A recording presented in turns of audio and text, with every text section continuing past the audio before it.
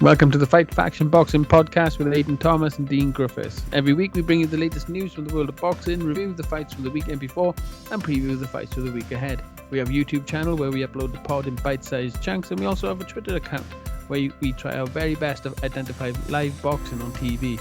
So with all that said and done, we're going to jump straight into this week's news. Topic.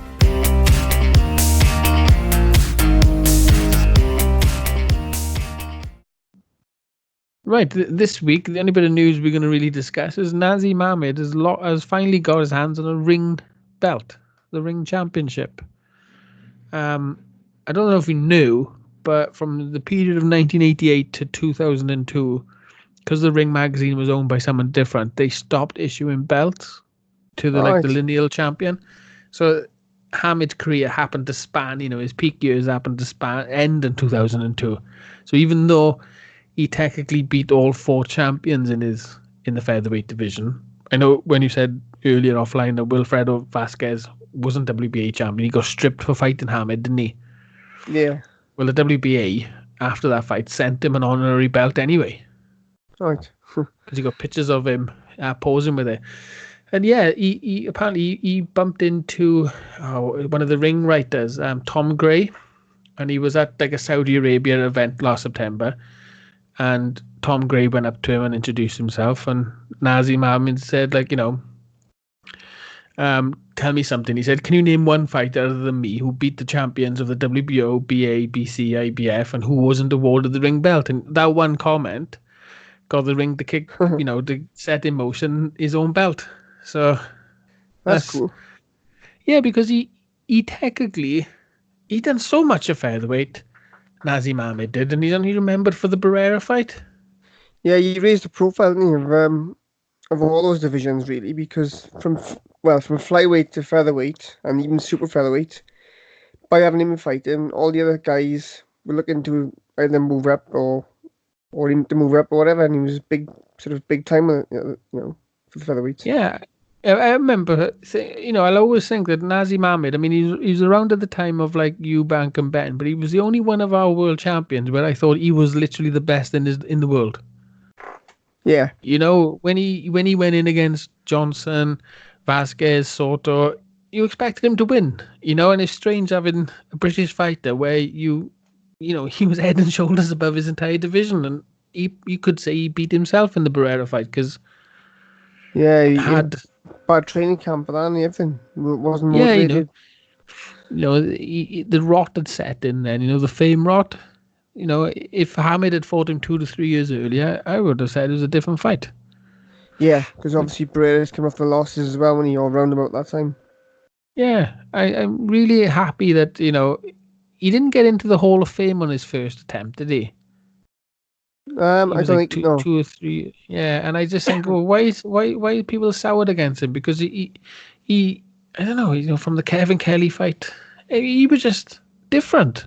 We tended to keep our world champions on this side of the pond, didn't we, in those days?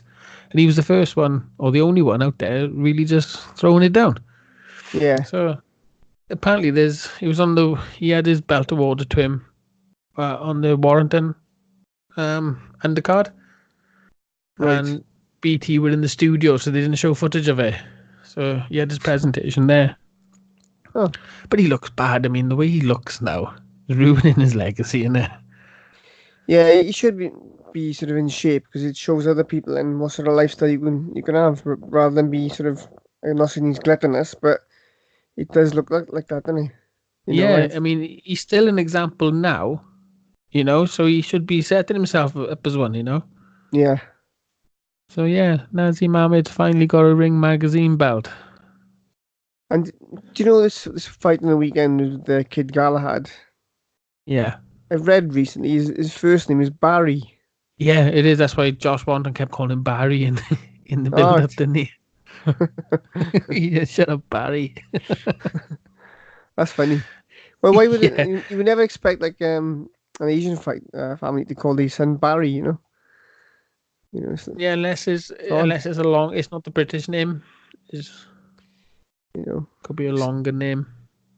But again, that's a precedent, isn't it? Because in the future now you might decide to name your children with a Japanese name like Takashi or Cool names. Yeah. Barry. Yeah. So yeah, that's the only bit of news that I got for today's pod. We're gonna go straight over to this weekend's results, is it? Yep, some big results. Go. So this weekend gone, it was a Bill in Australia. Couldn't really get hold of, but I did get hold of a few fights. From the Seagulls Rugby League Club, Tweed Heads, New South Wales, Australia.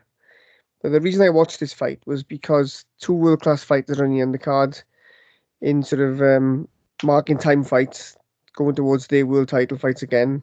And that was the Maloney brothers, Andrew and Jason Maloney. So, have you seen any of those? No, until you said offline. I to be honest, they're outside my radar. Yeah, what's it? Well, Jason Maloney, you might have watched this fight on the World Boxing Super Series. He lost to is it Edwin Rodriguez for the IBF Bantamweight Yeah, Championship? Emmanuel, innit? Emmanuel, yeah. And Yeah.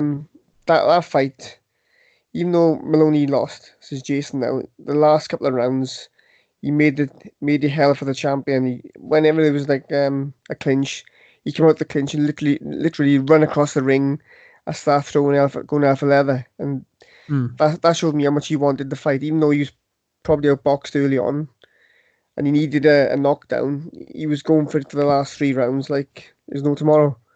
So that's why they got brought to my attention, and also Top Rank now have allegedly signed them up for the future. So I think they're thinking about it's a good story basically. The two brothers fighting for world titles. So Top Rank are on a bandwagon there. It's interesting because, like I said, it's two brothers, and how many divisions between them? Well, I think they could probably both make bantamweight, but one's bantamweight and one's super flyweight. Like a Charlo sort of situations, eh? Yeah, and Andrew Maloney is interested in fighting Kala Yafai from UK, and I think he could be a logical fight for Cal in the future unless Cal goes for the unification fights. So Jason Maloney with his second comeback win since the Emmanuel Rodriguez fight. He stopped the guy in 3 rounds. I think he hit him with a left hook. But you never said they were twins. No, they're twins, yeah. Oh wow. Yeah, so makes it a bit easier for the posters, isn't it? Yeah, exactly. Might as well. But yeah, that fight went into the 3rd round against Good Luck Morena. And Andrew Maloney, his fight, he's gone 20-0 now. And Salmani Bangizi, or Bangaiza, can you pronounce that? Bangaiza? Yeah, well. Bangaiza, yeah. He spat his mouth, according to box record. He spat his mouth. You know, I downloaded the fight, watched it, and it didn't look like. I think he went to the floor once, and then he got up and he refused to fight. It was an very odd ending. Like I don't know why he did that because he didn't look like he was getting battered. You know, if you'd said like 4, 5, 6 rounds in, fair enough. But the second round, he was a bit sort of, I don't know, maybe his purse should be looked at for that fight. So it shows on box record that the Andrew Maloney, he fought an eliminator for the WBA title last by 1 out, so he's headed that direction, see? Yeah, well, I think that fight was actually in Chile. No, I think Grand Arena, yeah. Yeah, what's that badge? I'm sure that was in Chile. Yeah, it's Puerto Chile. Rico, Chile, is it? So what a different place to fight, and obviously he's willing to travel, and I think he should get that fight within 12 months. So look out, Cal Yafai. I love it when it's like New Zealand. You said they're from, and they really get behind their fighters, don't they? You know, is it New Zealand? You said they're from, or Australia? Australia, yeah, they do get behind the fighters, and there's only a handful really now at the moment. I'm sort of watching. We had Lucas Brown, who's sort of gone the wayside. Yeah. And then you had these guys, and Zach Dunn. I think he fought the super midweight, but he got knocked out by Rocky Fielding, I think, off the top of my head. So there's not a great deal of great fighters down there, but they sort of, when they get them, they get some good ones, don't they? Like Jeff Fennick and and they're like Mm, Waters yeah. brothers, all those sort of people. So these two are ones to watch, and they're on our radar now. So good luck to them guys in the future. Mm, yeah, I'll be Unfortunately, watching them. didn't watch the top of the bills. They were Oh, Kerry you Foley. zoned in. You just come in for these two brothers today. Yeah, because they were class, and the other guys top in the card, Kerry Foley, and Regan Desix or Desai. They topped the card, and Kerry Foley lost. He looked like the headliner. He got stopped in 6 rounds. I don't know where he goes. And that was for the OPBF Silver Super Midweight title, which I've Oh never my heard god, of. they got their own silver versions now, are they? Crazy. And the other guy won. Regan won the vacant Australian light heavyweight title, but he's 16-2, so I don't know if he's going to progress further in the Australian level. So, Mm. but like I say, going back to we were watching the Maloney brothers, they're on a roll now, and let's hope they keep going. Yeah, worth watching. Right. So Saturday in Ukraine, Parkovy Convention Center, Kiev. I watched the WBA, it's the World Boxing Association World Flyweight title. The contest was taking place between Artem Dalakian and Sarawat Thawonkam. So Is this going for in, the mate? Sorry, is this for the regular world title or the proper world title? yeah, it's a proper world title. I don't think there's no Oh, super belts here because obviously it's not unified. all right. Yeah, so Dalakian coming in the fight was 18-0, 13 KOs up against Sarawat Thorwankam, who was going in 20 wins and 1 loss. Never heard of these guys, but I thought just tune in because Fight News had sort of basically put it up. What did I think of the fight? This flyweight, I think he's got probably the best skill set. I haven't seen a guy with that many skills boxing for a long time. Delakiam. Yeah, he was a bit of a revelation. He looked like a hybrid sort of Olympic boxer, like sort of Mm. a Lomachenko, and a work rate. But also he had like a cool-headed pro approach. So, so I tuned in, watched the first round. I thought, right, this guy got good footwork. He's keeping his distance, or he's using distance to avoid the punches because his hands are low. He had accurate counter shots to the body, and his opponent just kept firing lazy right jabs because obviously he's southpaw. And then that was the pattern of the fight, basically the bull versus the matador in the end. So going into the second round, same thing again. But that's when the fight did appear to be bull versus matador because the challenger just kept ploughing forward and taking shots. Third round then, Dalakian was shook him up a bit, and he sort of followed this sort of same pattern. And in the seventh round, Dalakian started pushing the challenger backwards, and I thought, well, that's going to be the beginning and the end because his whole game plan was to come forward, you know. So this Sarawat, he's a tough guy, but he was just taking more and more shots. So he got to like round 9, and then I think he got bundled to the ropes at one point, and then round 10, he just the referee just stopped the fight. The guy was on his feet, but I thought this guy got a complete skill set, you know, and I think if someone like Charlie Edwards wants to unify, I don't think this is the guy to unify against. I think you should stick with the South African guy. What's the So promotional camp behind? behind what Dalakian Yeah. isn't it's a promo group I've never heard of, but I've seen since I've googled them, I've seen a lot of the promotions. They call it Boxing Union Promotion. So So it's a makeable fight then, is it? You know. yeah, all these fights are makeable at this weight. But Mm. the thing is, Eddie Earn's gonna look at this guy and think, no. I think I'd rather he's gonna want to fight the other guy, and we covered the other week, Maruti Methane. The Mm. guy's been a pro forever. Yeah. So that 36 years old. yeah, so I think if Eddie Hearn's going to make the fight, that guy was also calling him out, Charlie Edwards. So I think that's the fight to make, and leave this Delakian guy sort of by the wayside for a bit longer. I think, Mm. Because although Charlie Edwards is higher rated by BoxRec, when you watch that guy go to work, he sort of gives you that sort of reminder of like if you remember Kostya Tszyu with his footwork, Yeah. seems to close you down a bit without you realizing. That sort of guy. So Yeah. that's all I can say. That guy, he's Artem Galakian, one to look out for, and I'm sure you've mentioned his name to me before, see? I think I've seen him in like Olympics or World Amateur Championships years ago.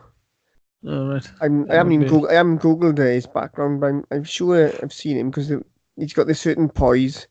When you watch certain boxers like that, you've seen him before now. He's from like a. You can see his an amateur pedigree there. Yeah, it's got to be.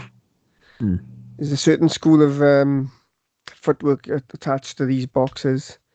They call it the Russian school, but obviously you can't call it Russian school because it's Ukraine now and stuff. So, but it all belongs to the same sort of pool of talent. 2, 1.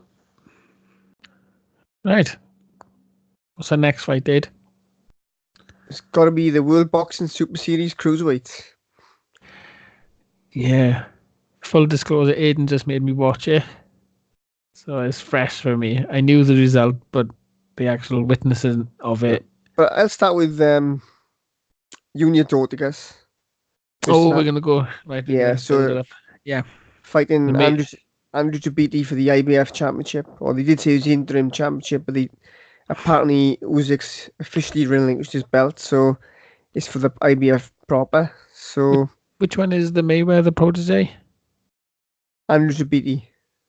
Right, and he was undefeated, wasn't he?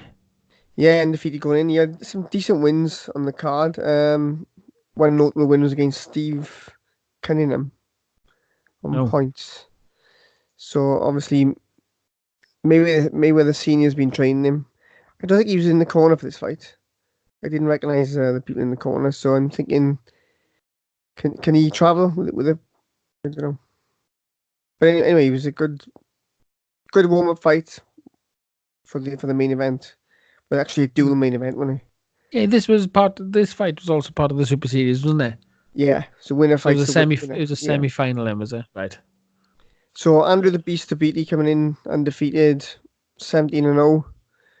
Like I said, with some good wins on his ledger against Ruslan Fafer last time out in Russia. So to get a decision in Russia, people were saying, "Oh, it's could have gone either way," but it was a fair decision and he won.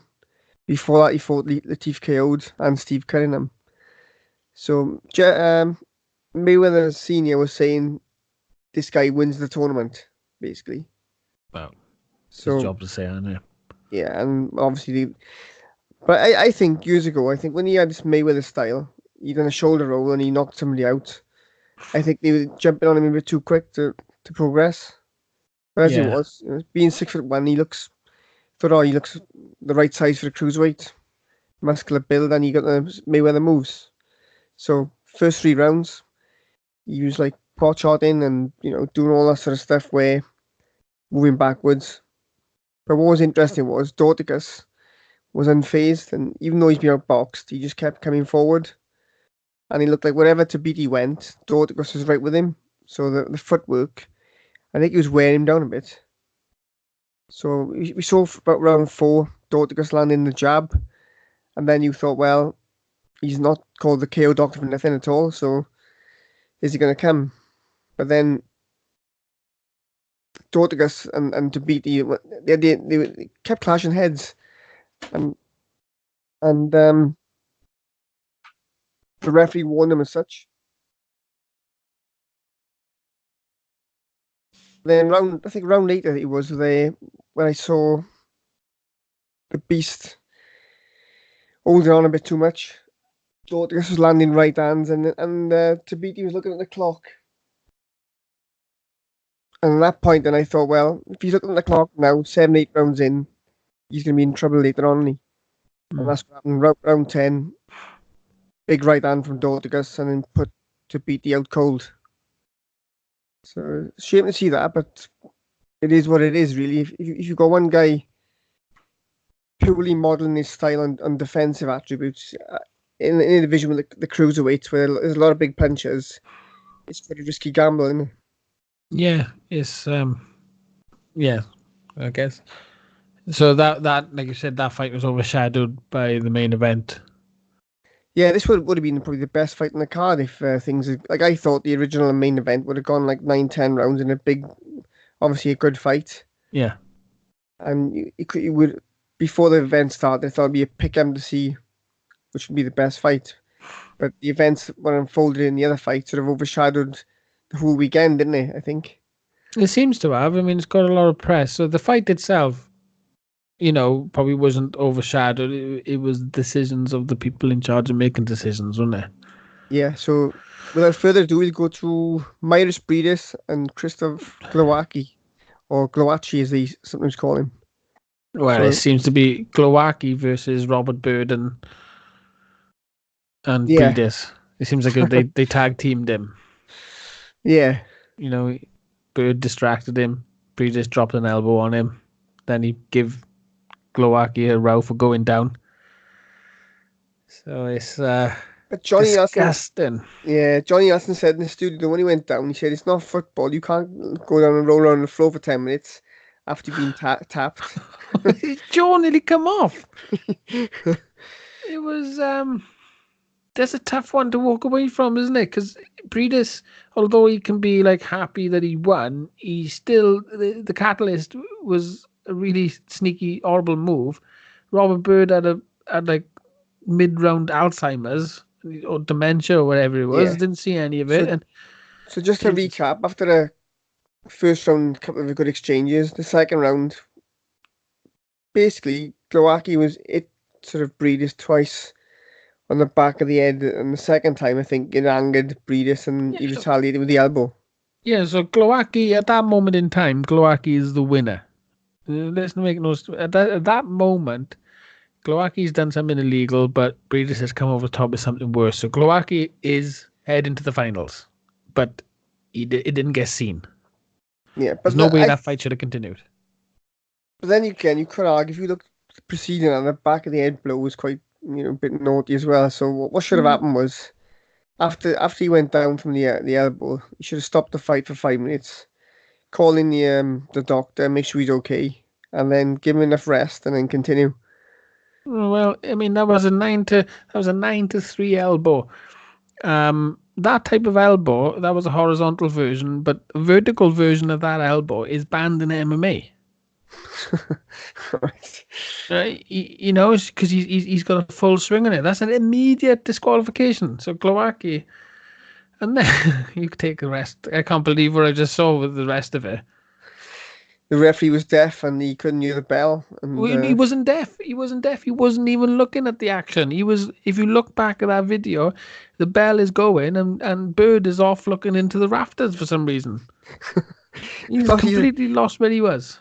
It's like a wrestling referee, isn't it?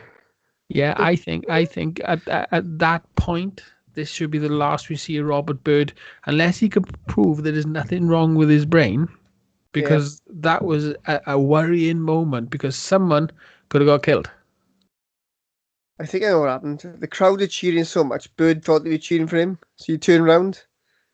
Yeah, he saw his wife Adelaide Bird taking money off someone for a dodgy decision in the future, and he was like, "Oh God." I'm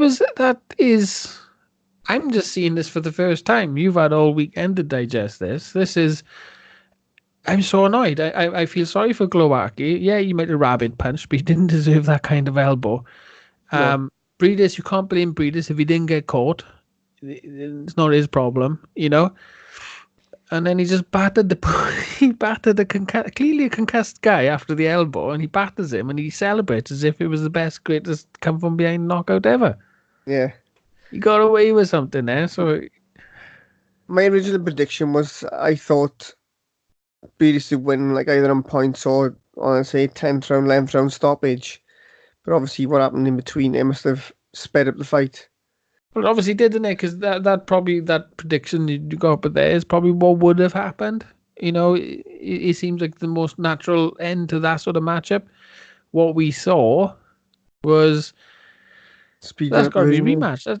That is, if any fighter's deserving of a rematch for multiple reasons, you know. Yeah. I mean, that's not fair on Glowacki to go out like that. And like I said, Robert Bird. Oh my God, his wife was actually there. She was one of the judges. Yeah. She had Breeder 6 points up with a stoppage. No. Yeah, but I wouldn't mind. No, I wouldn't mind finding out if she was in the corner that he was looking at when the bell was going, because he had his attention drawn by something away from the fight, and I wonder if it's his wife. How are they Hmm. allowing that as a double act? That is ridiculous. You shouldn't have a judge of the referee relationship. Yeah. Every single one of those officials should be neutral from each other. And don't forget, when it's husband and wife, then it's when you get invited to a foreign country, yeah, that's like a holiday now as well. Yeah. You know, So they get a week away there with a holiday. watch that video back. Robert Bird is distracted by something. He's looking away from the fight outside of the ring. And I put my life on that Adelaide Bird is the focus of his attention. Do you know I've gone on now, and I can see, yeah, he's looking back and he all the time. He's Yeah. trying to, She's probably talking to someone and he's getting all jealous. Yeah, there's something. Oh, God, sorry, my chair. That is the most. I mean, I read all the headlines and I just thought it was like a Thomas Earns, that Marvin Hagler sort of war. I didn't realize I was witness to an assault. yeah, it's quite nasty. You know. Mm. So Breeze goes on now to face Dortigas in the final, and then hopefully Glowacki might get a rematch with the winner. That'd be a good option, wouldn't it? Once his jaw is set. But That, what's disgraceful? The WBC didn't want to sanction this fight, why? but they had a disagreement with officials apparently. But then, if you got the top fighters not fighting for your belt, how worthless is the WBC after this? Uh, I mean, because you normally get the top two guys fighting, which Breedis is a former champion. I'm assuming he's #1 contender for this belt anyway, and they don't give him the shot. So the WBC now are going to look a bit silly now, if he sanctions somebody else, unless they put this title on the line in the final. mm. But whatever happens, I hope Glowacki gets a rematch. So what should happen now is he should get a fight on the undercard of the final, and then fight the winner. He should be allowed to fight Robert Bird. Yeah, as well. That's disgusting. Disgusting. How many times did this double act be allowed to continue doing what they're doing? Yeah, it's beyond now.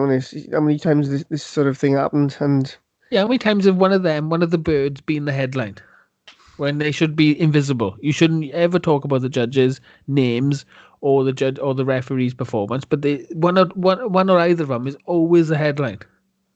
so perhaps he looked in the crowd and thought, "Use the headline last time. If I don't look at this thing going on by now, I'm the headline next time." Yeah, crazy. Stupid. Mm. So otherwise, it was good. It was a good card. We didn't get to see all of it because Sky was being a bit stingy, Mm. and I think Noel Jevo's on the end of the card, who were a narrow defeat to Bradis last time. So they did say he should have won. I kind of agree with that. So maybe Jevo will figure in a world title of sorts in the future as well. So that's all I can say about that one. Yeah, that's me. Go. So first direct arena Leeds Yorkshire. The last one on the weekend was the Josh Warrington Kid Galahad IBF World Featherweight title fight and supporting undercard. So did you watch any of the undercard? No, I didn't. I had a very small window of opportunity to watch this, so I only had time for the main event. So including Warrington and Galahad, there was I think about 10 undefeated, no, 12 undefeated fighters. Well, 12, 13 undefeated fighters on the undercard. So yeah, it was a big card.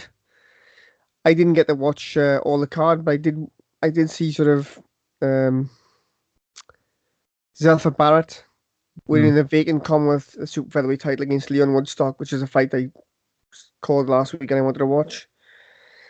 It was again like Bull versus Matador sort of fight. Final score was something like 118, 112, 118, 110 to Zelfa Barrett. Woodstock had his moments, but he didn't open up enough my likings. Barrett boxed in a jab well and seemed to just box in the outside, tie up when he had to, and stop Woodstock from scoring punches, which was a good fight. Mm. High volume action, but a lot of the rounds were quite the same, you know. So now Barrett moves to 22-1, and Woodstock moves to 12-2, I believe. Mm. But both fighters gonna. Well, I think Barrett now should, if he's gonna be any good, start pushing now for the British title and start gonna move on, because super featherweight, although it's a good division, he could figure in a world title fight if he can show promise, you know. Yeah. The next bout on the card was James Metcalf, 19-0 versus Jason Wellborn for the vacant British Empire super welterweight title. Mm. Wellborn, his last fight was against Jared Hurd. I think you've seen that one, didn't we? Yeah, we did. And he Yeah. got basically mauled in 4 rounds. This fight, it was competitive all the way through until. So look at.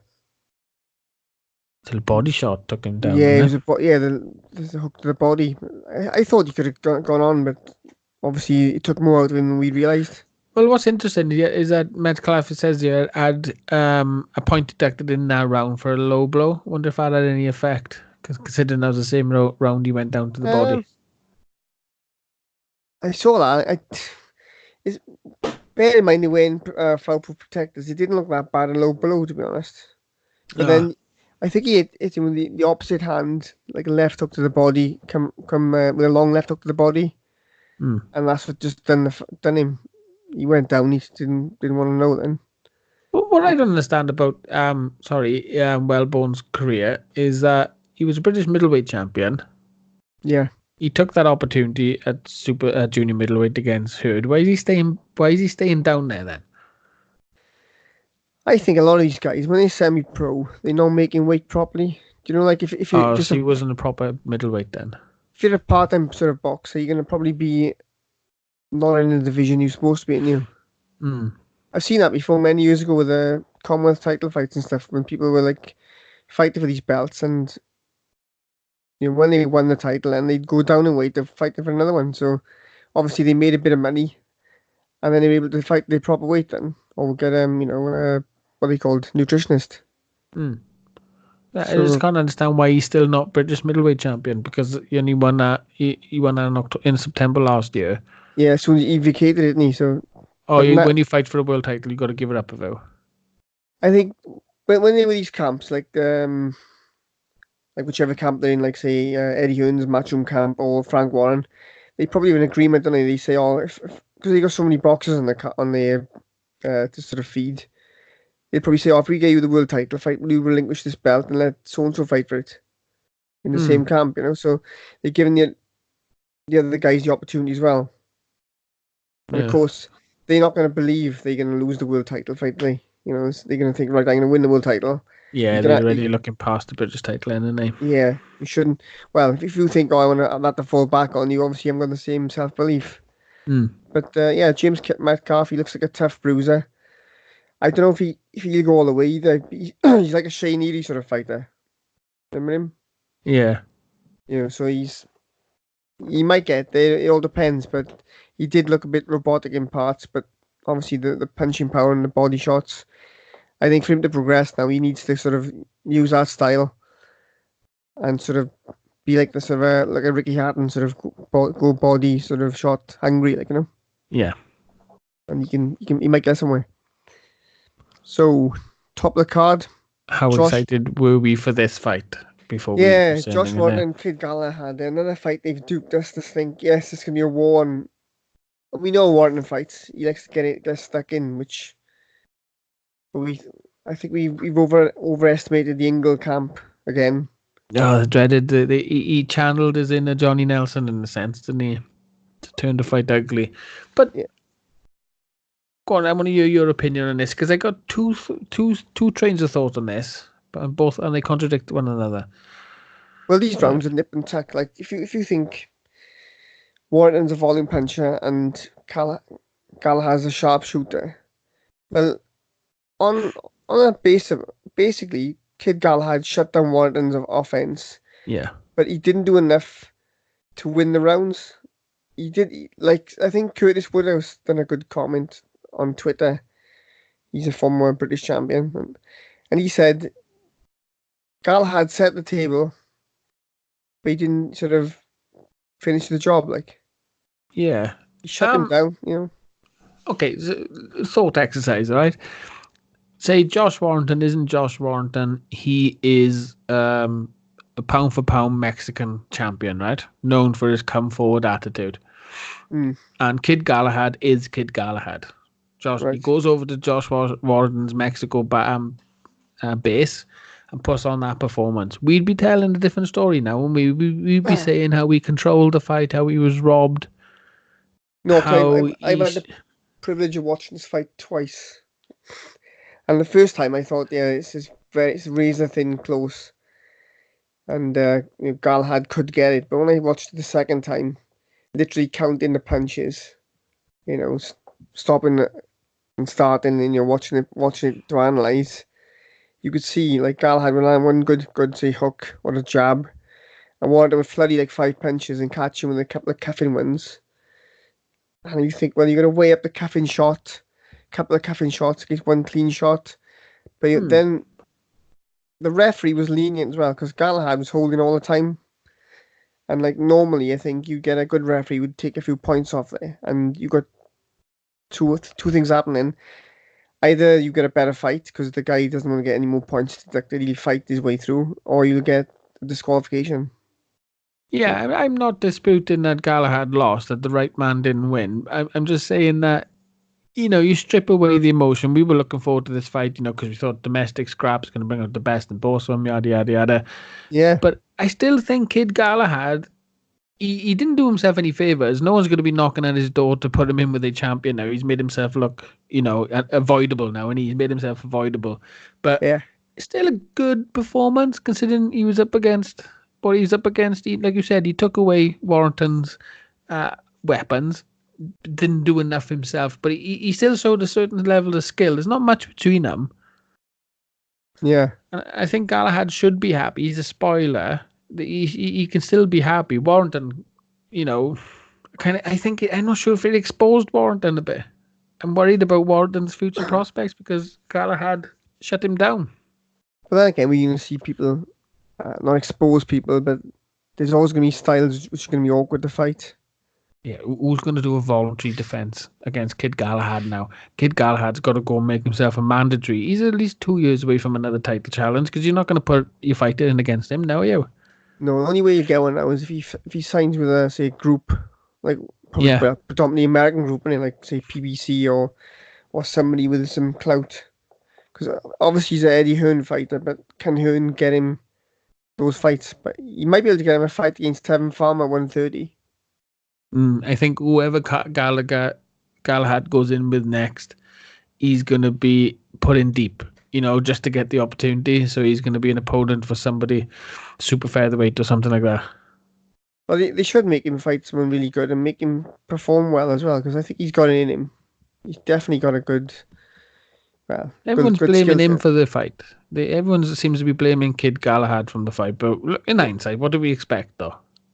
Well, when a guy clinches all the time, if he had let his hands go, I think he would have got more. Yeah, but you can't against Warrington, can you? It was a winnable fight, I think he employed the right tactics to beat someone like Warrington. Yeah. I would have said, look, do what you're doing, but the last, say, 30, 40 seconds, start flurrying your punches. Yeah. Like a Ray Leonard Hagler, sort of, get some distance, flurry, and get out of there. And then he did seem very happy with the little bits of work he was doing, didn't he? Yeah. He seemed contented. He thought, he just trusted it. Yeah, he just didn't bite down on the gum shield and own a round outright.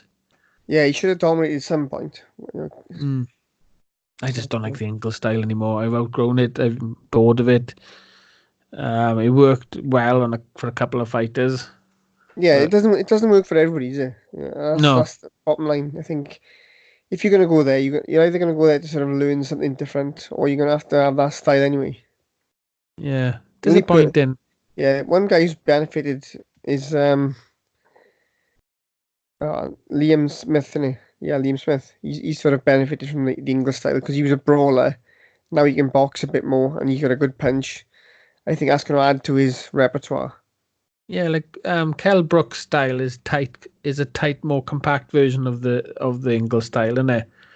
And at some points, at some points, Kid Galahad reminded me exactly of Kell Brook. Yeah. I just said Liam Oh, Smith. It's Liam Williams. Sorry. Williams. Yeah. Yeah, it's very disappointing. In hindsight, this is what we should have expected, though. But also, Um, I counted more clinches in that fight than Lennox Lewis versus Henry Akin one day, and he got disqualified, didn't he? strange how he didn't get a war. He had warnings, but he didn't get a point deducted. Yeah, That would have opened the fight up if that had happened earlier. yeah. I think if you don't warn the guy, he'll keep doing what he's doing. Yeah, why Which do referees do that? I mean, if you've had to warn someone twice, surely a points deduction is fair then, because you've warned that person twice. So why are people reluctant to do it? Why are referees reluctant to do that? yeah, it's crazy. Well, that Mm. guy on the other card with Dorticus, you warned him about headbutts before it happened. You said you're gonna get cut, and then about 3 rounds later, they kept doing the same thing, and he did get cut. Dorticus had a massive cut in his eye, and it's like the referee been telling you about this for the last 3 or 4 rounds. Watch your head. At least he got Yeah. at least one referee got it right this weekend. Yeah, so we headed to Las Vegas next. Oh, one short thing is, do you Yep. think Warrington said he wants to fight in states now against another champion? Who do you think it could be?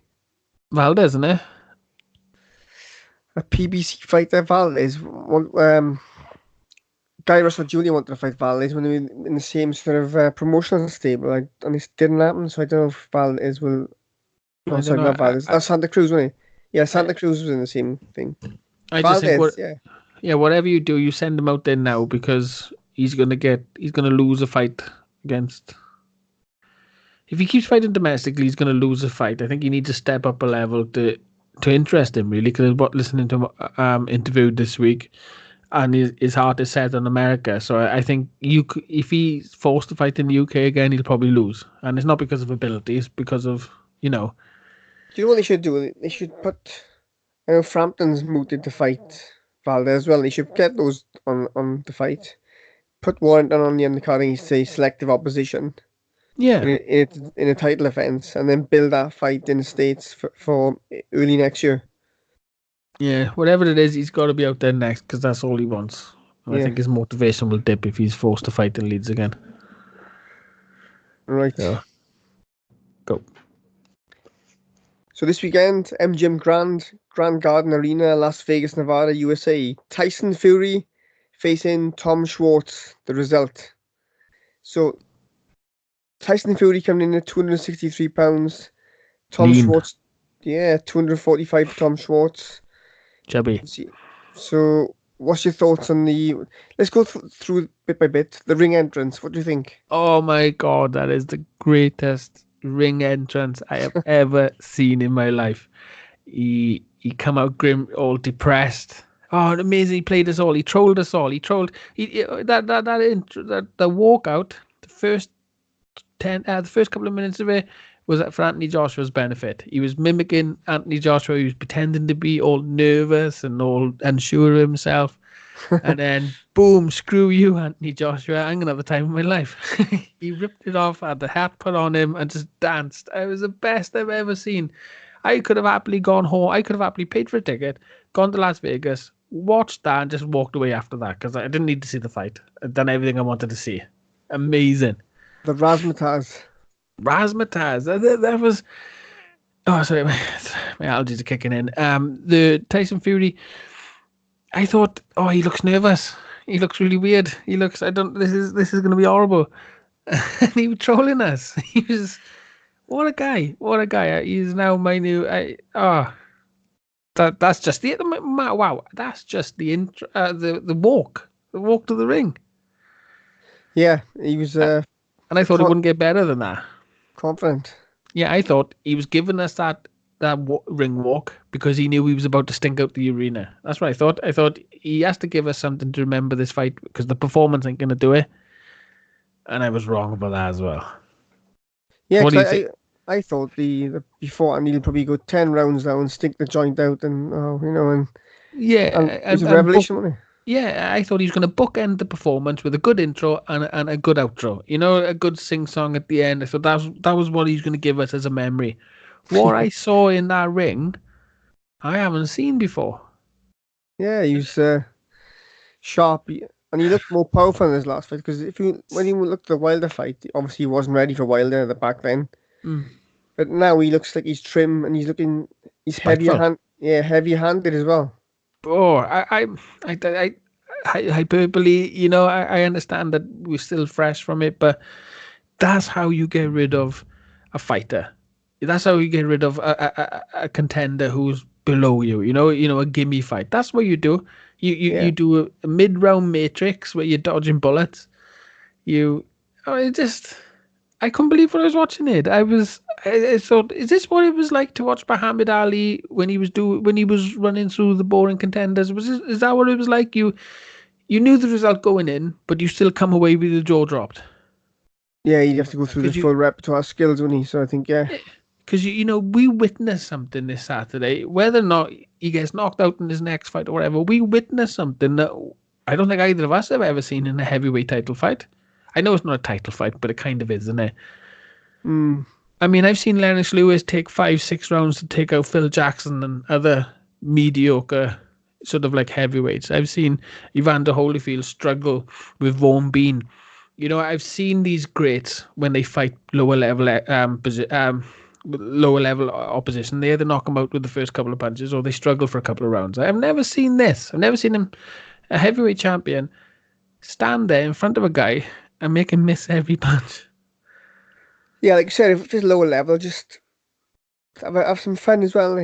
I think, Yeah. but obviously you gotta have fun to an extent, but you got to keep your sort of wits about you because you don't want to be caught with a silly shot. And like we seen the other week with Joshua, when you stand too close to a short arm guy, they can hurt you as well. So It was. at least like when he put Schwartz down in round two, it was like a long sort of right hand punch, and he came off the ropes, and he knew he was going down. Yeah, he comes out for round two and he's suddenly southpaw. And not only is he suddenly southpaw, he's actually effective. He's dropping power shots with You know, his he did. offhand. He didn't go southpaw against Wilder, and I think if he did that in that fight, he would have had bigger victory.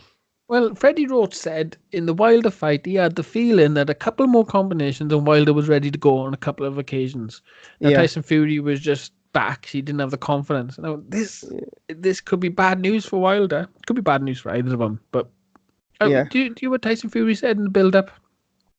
He's been interviewed on some YouTube channel, and he said they're on about, do you think an Andy Ruiz situation can happen to you? He goes, well, I don't know if my chin is recovered. And they said, what do you mean? He said, well, I was knocked down pretty hard in the 12th round against Wilder. I don't know if that's left any lasting effects because I don't get hit in sparring.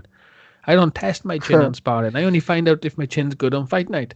He said, I haven't been touched since, so I might not be able to take a punch. And I thought, it's that kind of awareness that makes you sharp. Yeah, Is that's that right. lack of trust in your chin that makes you as sharp as what we saw on Saturday night? Because this is a guy who knows he's one punch from being knocked out. Can't trust himself. So he's on point. Yeah, and well, saying that, he got hit with two big punches by Wilder that went down and recovered very fast. So it shows he can recover fast. So I Yeah, think but he's the not long banking on it, He's no, he's oh, what a fighter. I couldn't wait to hear your version, your impression of him. I mean, I've always enjoyed Tyson Fury anyway.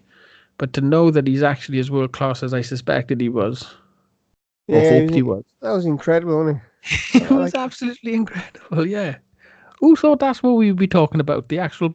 Who thought we would be talking about a 2 round blowout like it's one of the best things we've ever seen Mad. when we were expecting a blowout?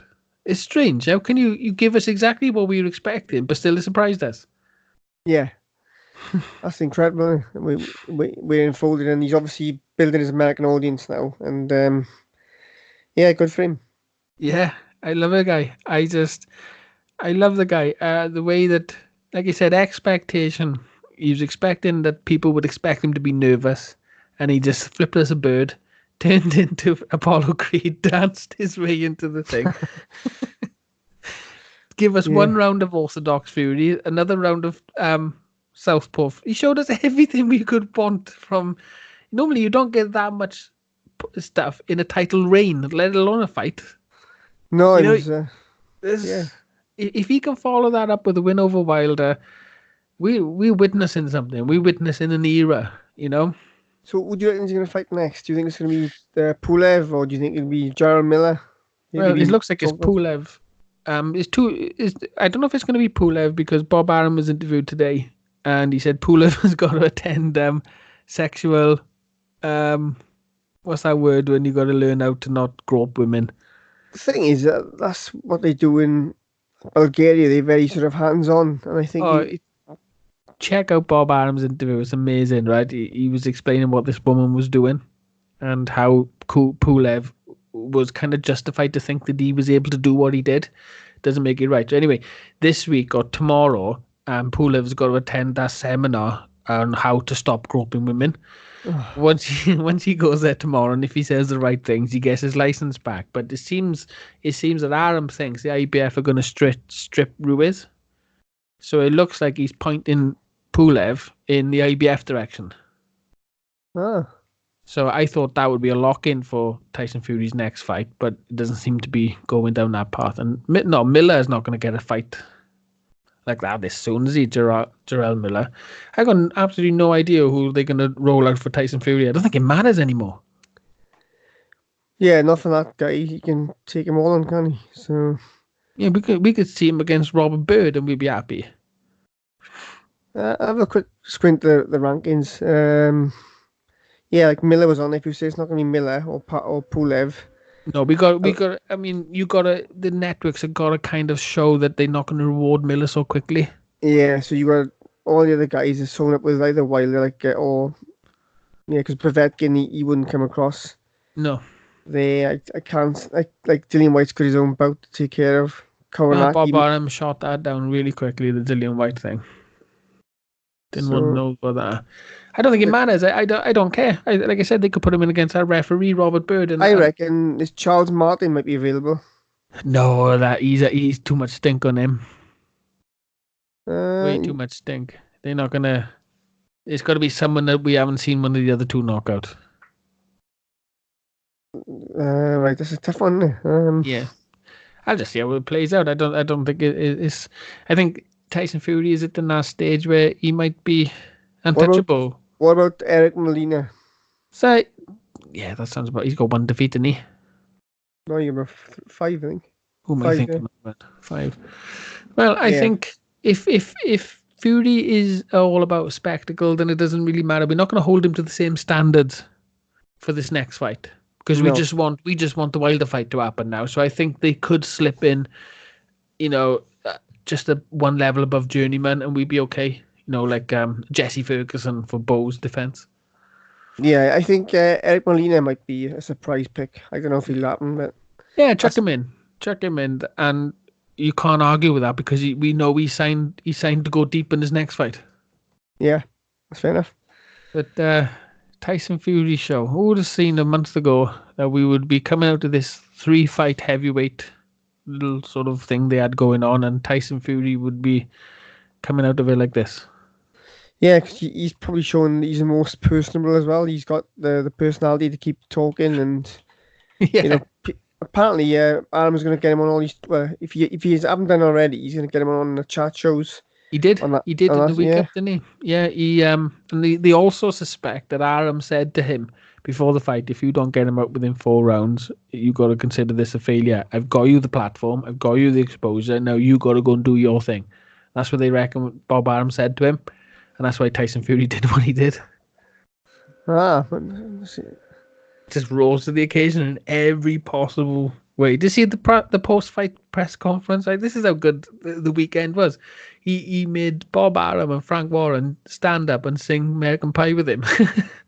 Bob, you see Bob Arum holding his microphone singing American Pie. I haven't seen that. Watch it, and he makes Frank Warren do a solo.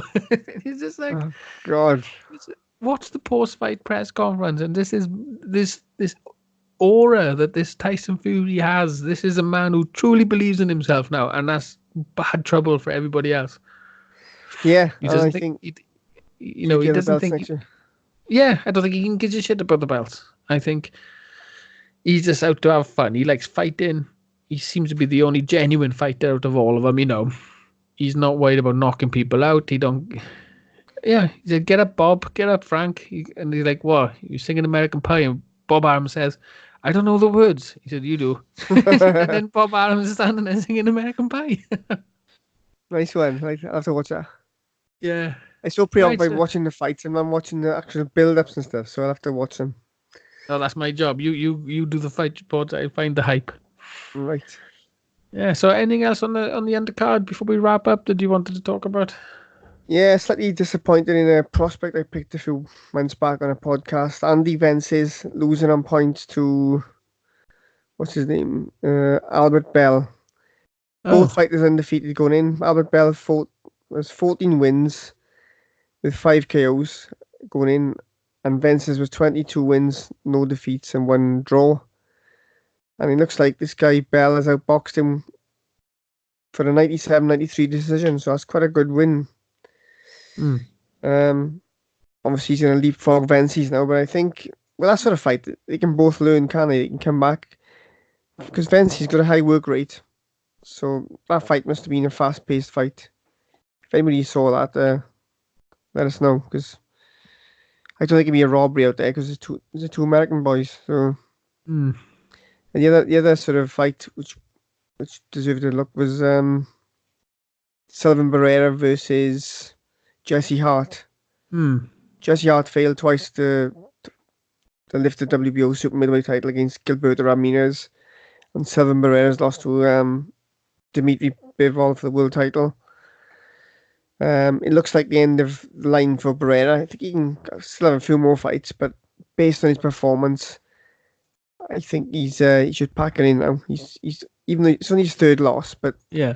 he's had some hard 37. fights. He's one of Yeah, those Cuban 37s, which that means is 47 in everybody else's year, isn't it? he's had a lot of hard fights. And I think, like in this fight, I've seen a couple of highlights. The body language showed that as well. Like he get hit, and I think he went down in the first round from a foul shot, but he was like a cuffing shot on the face when the referee called break. I don't think he really wants to be in there as much as obviously a hungry contender he once was. Yeah, he kind of showed his level against Ward, didn't he? Yeah, Remember that was that awkward fight that Ward had. like he won his last fight, shut out. Well, not shut out, but he fought Sean Moynihan 29-1 and all going in and one, sorry, beat him on points. But that was after the Bivol fight. So he's been in tough fights since. Well, I'm trying to look at his record now. He's been in tough fights since about his first 7 fights. Yeah. So he's been in with tough men for the last 6 years.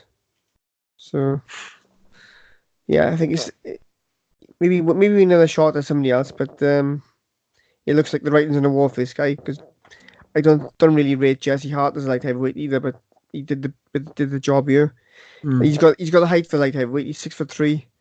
Yeah. And I think he'd be due his title shot, but it's up against one of the Eastern Bloc guys, so it doesn't look good, does it? No, not at all. So that's and that wraps up the card, I think, for us. Yeah, that's thanks guys for listening to our pod. You can get in touch with us by leaving a comment on Podbean, our YouTube channel, or directly via Twitter at faction_fight. We're always looking for feedback to help us improve the Fight Faction Boxing Podcast, even criticism. You can find the links for our YouTube channel and our Twitter account in the description of this episode. Thank you guys for listening. Do you want to say thank you, Ed? Yeah, I'll say thank you and get involved. Yeah, get involved, please. We need some feedback because we.